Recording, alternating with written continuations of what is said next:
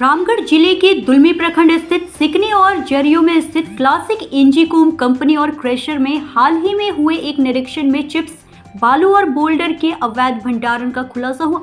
निरीक्षण के दौरान अधिकारियों और विधायक ममता देवी के साथ अन्य संबंधित अधिकारी भी मौजूद थे। इस दौरान पाया गया कि भंडारण माल का कोई वैध कागजात नहीं था।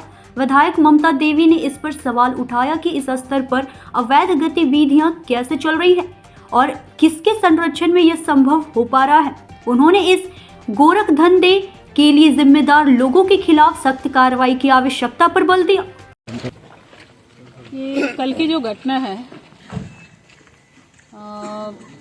चितरपुर थाना अंतर्गत लारी सुकरीगढ़ा के पास जो 6 गाड़ी जो पकड़ाई है, जो ओवरलोड बिना माइनिंग चालान के चल रही थी, उनको पूछताछ करने के बाद यही पता चला अंचल और पुलिस प्रशासन के द्वारा कि भाई जो भी गाड़ियां जा रही थी वो क्लासिक इंजीकोम सिकनी की ओर जा रही थी, सिकनी कंपनी में जा रही थी। तो उसको लेकर के जो टास्क फोर्स गठित है जिला में, तो जिला के जो पदाधिकारी हैं, एसडीओ साहब से बात हुई थी, उन्होंने आदेशित किया है यहाँ के अंचल के अधिकारियों को, पुलिस प्रशासन को, जो कि गोला और प्रोजेक्ट थाना और दुलमी के सीओ साहब, वो सारे लोग यहाँ पे हैं, माइनिंग इंस्पेक्टर भी यहाँ पर हैं और उनके द्वारा ये विजिट यहाँ पर की जा रही है। और ये कंपनी के अंदर हम लोग आए हुए हैं और यहाँ पर आने के बाद पता चला कि अवैध रूप से यहाँ पर बालू का स्टॉक है, चिप्स है, बोल्डर है, इस तरह से गिराए गए हैं जो कि काफ़ी भंडारण में है, जिनका कोई भी पेपर इस कंपनी के अंदर में नहीं है।